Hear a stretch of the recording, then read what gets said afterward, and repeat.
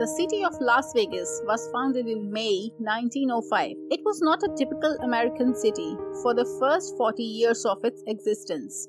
Las Vegas was a sparsely populated town located in the dusty desert state of Nevada, some 80 miles from Death Valley. The first generation of residents never imagined the tourist paradise their city would eventually become. If the Second World War had wreaked total destruction upon large swaths of Europe and Asia in the United States, the war had actually given the Depression-era economy a much-needed boost. In its wake came a period of unprecedented prosperity. The American century began with an enormous economic boom, and the middle class was at last able to enjoy the good life that until then had been the preserve of Americans' wealthiest citizens.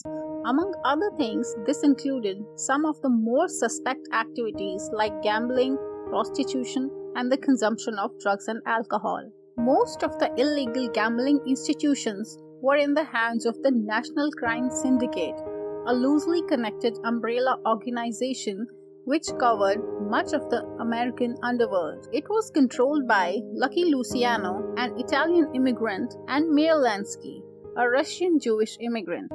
Gambling joints and casinos were situated in two main locations, Miami and Cuba. The new technology of air flight had made America smaller, and the fact that Nevada was the only state in the Union where gambling was legal made it a bright spot on the investment map of the criminal world. One of the most notorious personalities of this underworld was Benny Bugsy Siegel, who had paid his first visit to Nevada in 1941.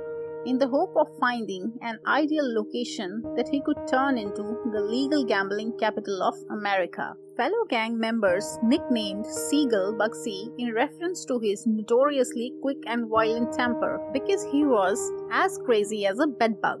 Bugsy came up empty-handed after his first scouting mission. While he recognized Las Vegas' potential, the owners of the city's first casino refused the Jewish gangsters' offer to buy out their shares. Eventually, Bugsy found the right seller and managed to purchase a small gambling hotel downtown using a combination of cold hard cash and a few well-placed threats. Meyer Lansky did not share his longtime partner's optimism regarding the future of the desert town, but he decided to support his friend and invest while bringing along several other figures from the crime world. From the start of his work on the project, Bugsy's ostentatiousness knew no bounds.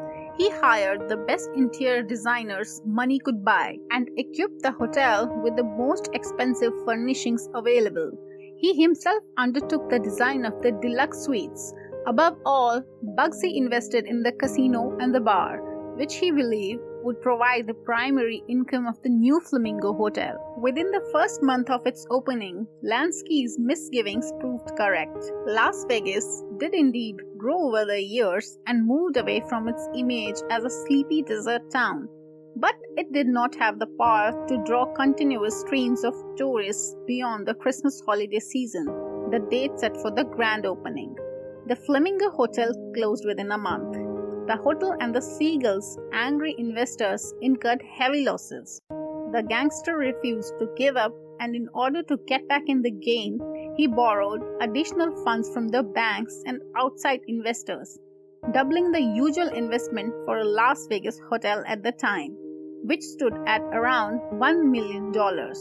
The main funding once again came from the members of the Jewish underworld, but this time, along with the money, came a warning. The Flamingo had better make good on the investment and turn a handsome profit for the investors, or else he has to suffer. Bugsy brushed off the threats and invested the cash in the additional renovations, but still, the casino business in Las Vegas would not take off. At first, Bugsy thought it was just a slow period that would eventually pass, but as the losses continued to pile up, he could not ignore the hard truth that his business was simply not working. His partners, who also suspected Bugsy of having sabotaged a drug deal, were convinced either their friend was swindling them or he had lost his business touch. Whatever the reason was, Las Vegas was becoming more and more of a burden. On June 20th, 1947, the violence that had accompanied Bugsy Siegel's whole life finally caught up with him. During a vacation in Las Vegas, a hail of gunfire crashed through Hill's living room window in Beverly Hills, killing Siegel. Literally minutes later, 3 associates of Lansky entered the Flamingo and announced that they were in charge. Although Lansky denied involvement in the murder, one theory is that it was a syndicate-approved hit. Siegel was shot in the head multiple times, including 2 fatal head wounds with .30 caliber bullets. Photographs of his body were published across the United States and afterward around the whole world. In the weeks and months following his assassination, news stories appeared about the Jewish gangster who had made the little-known city of Las Vegas the capital of his crime empire. While he may have failed in his mission, in his death he contributed to the city's reputation for decadence and corruption, a reputation which would transform Las Vegas into Sin City within a few years. During the Cuban Revolution of 1959, the casinos owned by Lansky and his fellow gangsters were nationalized by the new regime. Their other businesses in Miami were also damaged as a result. Only at this point did the Jewish mafia boss turn his attention to Las Vegas, the city that had been so dear to his late friend. Siegel rose from the rough streets of the New York City to the height of fame and fortune in sunny Southern California. But his violent death helped expose the dark side of the mob life.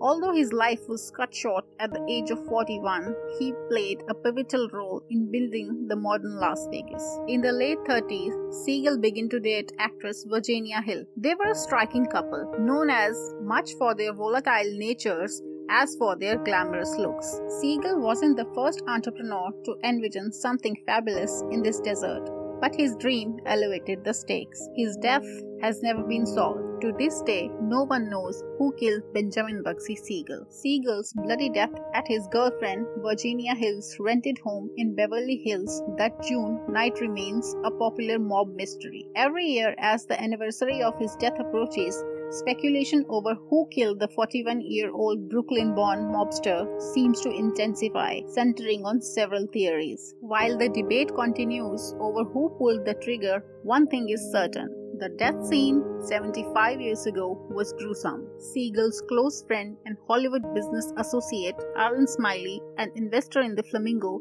was seated on the sofa with Siegel but hit the floor after the shooting started. Smiley's jacket was ripped by gunfire. By May 1947, Lansky paid back any Flamingo investor who wanted out, and the hotel casino had reopened. It raked $10 million in 4 weeks. Months later, after the Flamingo reopened, Virginia Hill moved to Europe. In 1966, Virginia Hill died of an overdose of sleeping pills in Austria. She was 49. Meanwhile, the quest for an answer to Siegel murder continues. Some suspect his death was the result of a feud over control of the race wire in the West, while others believe Chicago or Detroit operatives might have orchestrated the hit. No one was ever charged in the killing. So that's all for today's folks. I hope you liked today's story. If you liked, then please don't forget to like, share, comment and subscribe to our channel. This would mean a lot to us. Till then, this is me signing off from Fact Sites. See you in the next video with another interesting story, and you can suggest a topic in the comment section to be turned into a video, which would be highly appreciated. Thank you so much for tuning into our channel, and don't forget to like, share, comment and subscribe. Till then, you take very good care of yourself. Bye bye.